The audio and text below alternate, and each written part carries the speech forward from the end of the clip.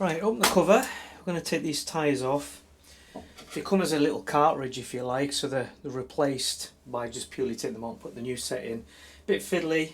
There is a circlip on here that needs to come off, so just pop that off like that.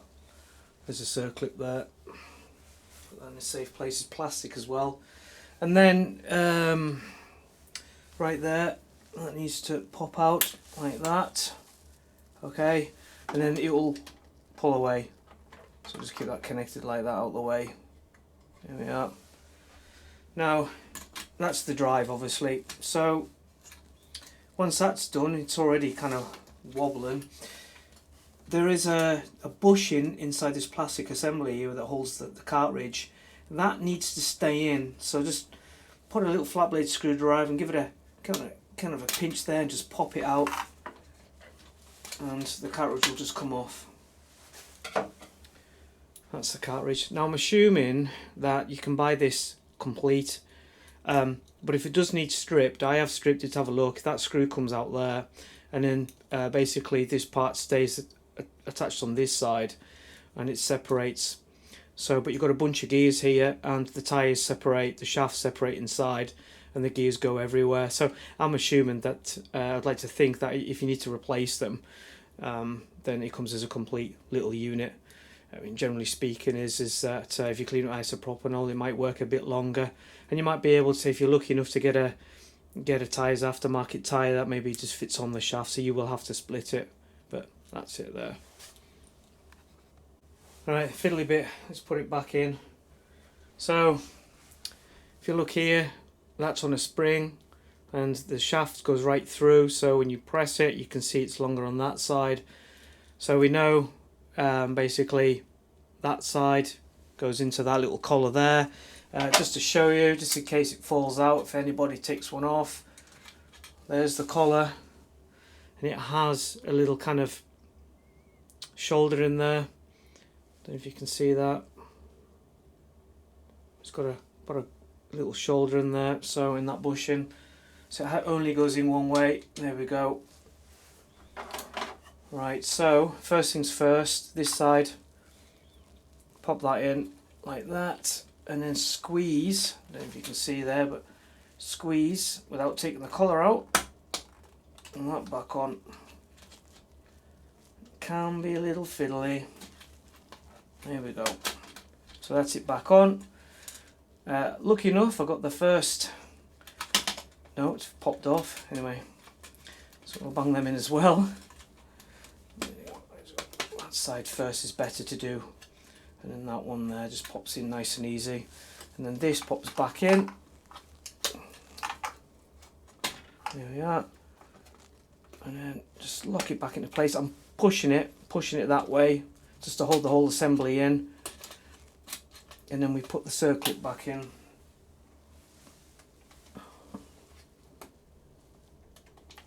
Ooh, I'm going to drop it.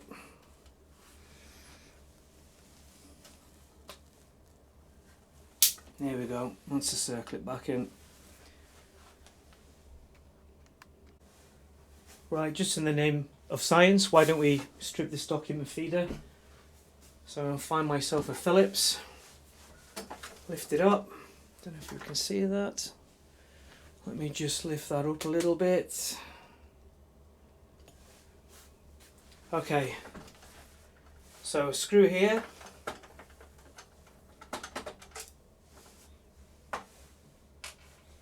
One there as well.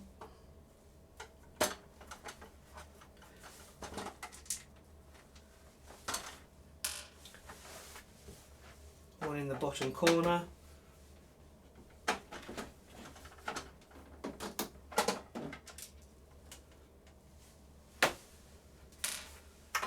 And one there as well.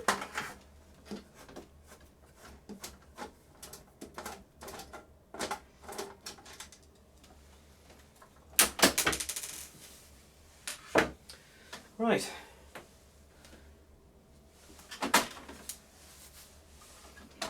Off it pops, nice and easy.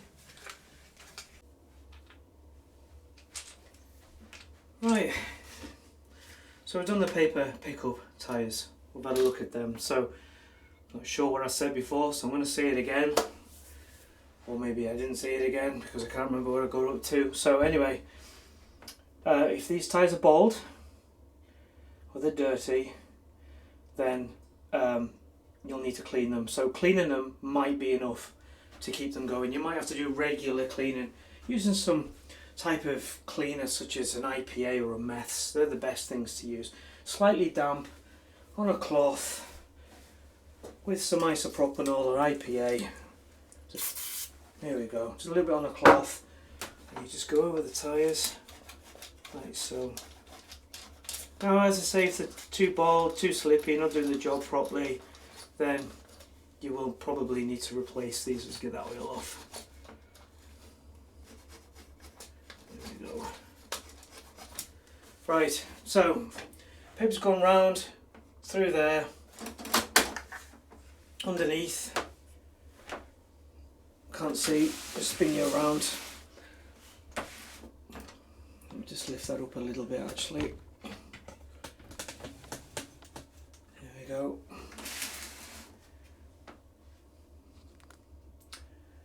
So paper goes through here, round the document feeder, through here and through that gap there. So it's got a jam, something's happened inside.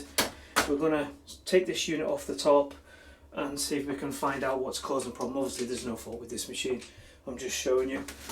So let's have a look. I'll just drop you back down a bit and spin it round. There we go. Right, 3 screws on the top.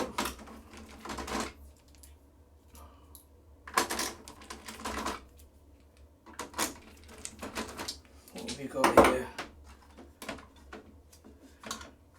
This pops over. There is a wire on here and it's a switch for the cover, so it knows the cover's been shut.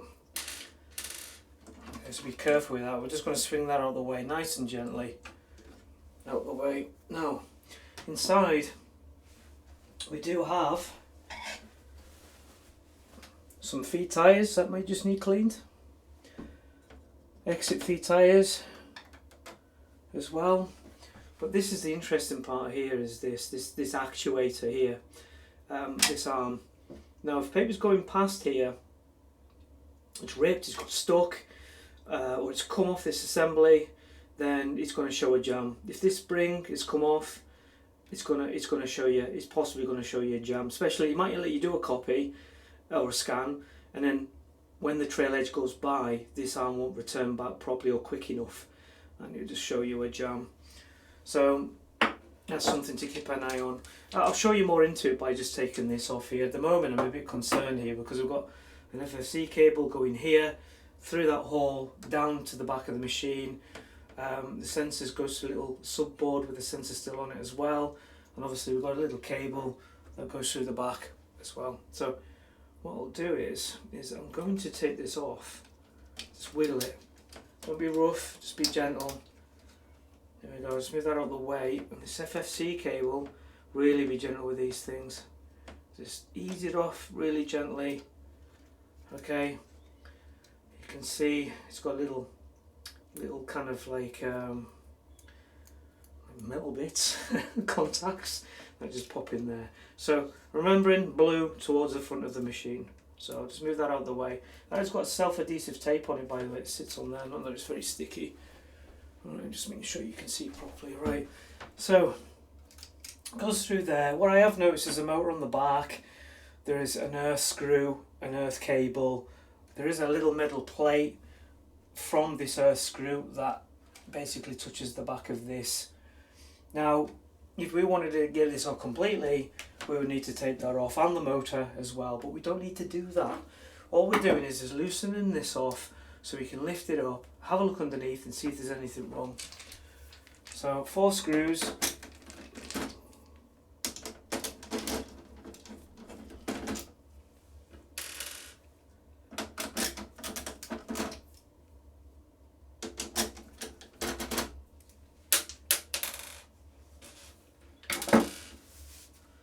Then we should be able to just, I can feel the tension on here because it's, you know, obviously cables and everything, so I'm not really moving it, lifting it that way, I'm just holding it as such. What happens is the paper it comes round here, and as it passes, the machine basically reads the image from the original from the scanner. Okay, so if you get Tipex or goo or anything on here, then it's going to scan as lines, you know, or it's going to, you know, copy with lines in it. So that's one thing to watch. What I was going to talk about was this actuator here. So as the paper goes past, so the lead edge goes past like this, and as the paper goes through, then the trail edge, as in the end of the piece of paper, will then go past and it will return it back to its own position. So if that spring isn't doing its job, or if it's come off its little assembly because somebody's been a bit rough with removing a jam, then there's something to watch out for. And it's a sort of thing, not on a Pantum, but any machine. I've had this sort of problem where I've gone on site and fixed the machine, and the cause is somebody's, you know, the machine's jammed, the document feeder's jammed, ripped the paper out in a rather manly fashion, and damaged one of these sensors. The thing is though, when it comes to the point the document feeder's jamming quite a bit, it's probably because it needs a bit of maintenance on it, you know, such as new tyres, or just it's basically a lot of paper dust. Okay, so what we're going to do is now we're going to rebuild this and put this back, but I just want to double check this FFC cable first, because it looks a bit short there. So I think I've got it trapped, and I have. So I'm just going to lift that back up. I'm going to be careful with these things. Just lift that back up, just wheel it. It's not going to come for me. Just lift that up. Oh, it's stuck on that double-sided sticky tape again. Come on, don't be shy. There we are. Right. Right, okay, I'm happy with that now. So before I actually screw this back down though, I'm going to actually just make sure the FFC cable does sit correctly and it goes where it should go. So if you remember, the blue was towards the front of the machine, and we'll just the contacts at the back, just wiggle that on. Try and keep it straight as possible and just be gentle with it. There we go. Easily damaged if you're not careful. Right. And then we'll pop that back on as well. Like so.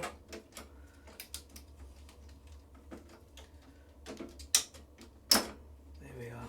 Right, I'm happy to put the screws back in now.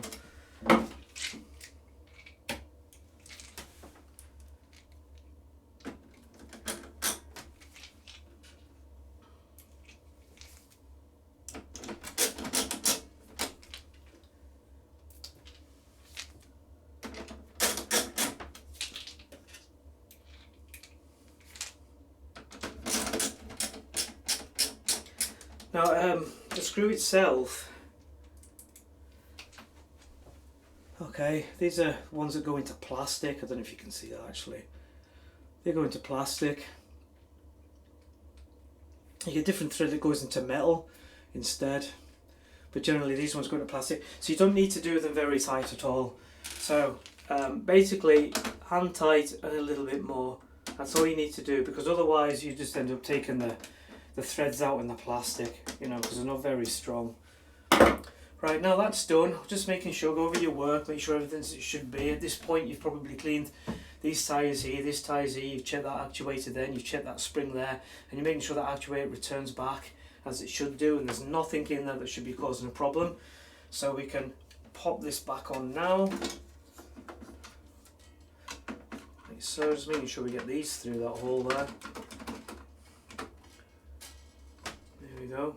It likes to sit on something, which is good, very nice. You can see we've got a gap there, and that's for that actuator that goes down. So when the paper hits it, the machine knows it's been given a piece of paper to copy. So I'll put these 3 screws back in.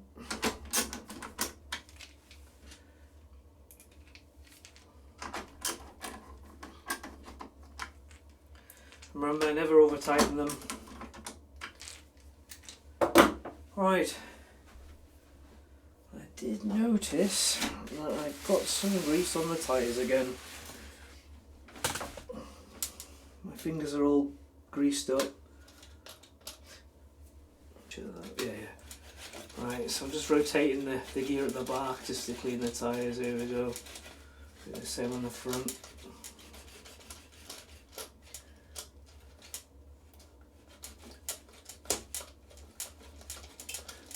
There we are. Now put this cover back on.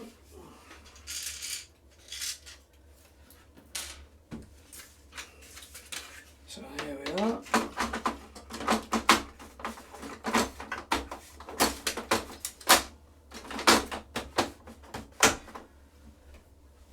Right, put those screws back on the bottom, 2 at the back, 2 at the front.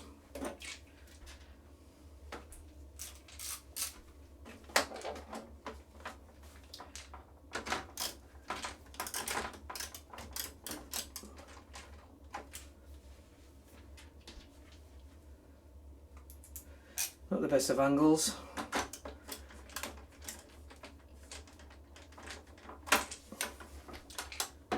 One in the corner here, and where's the other one?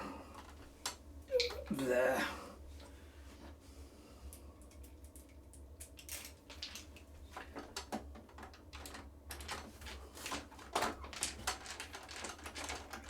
What I'm doing is I'm pushing against the cover at the back so the screw meets the socket, so to speak.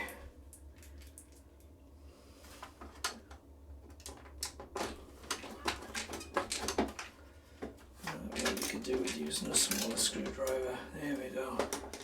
Right, I've got some grease on there as well, look. It seems to get everywhere. Little isopropyl, just give that a clean.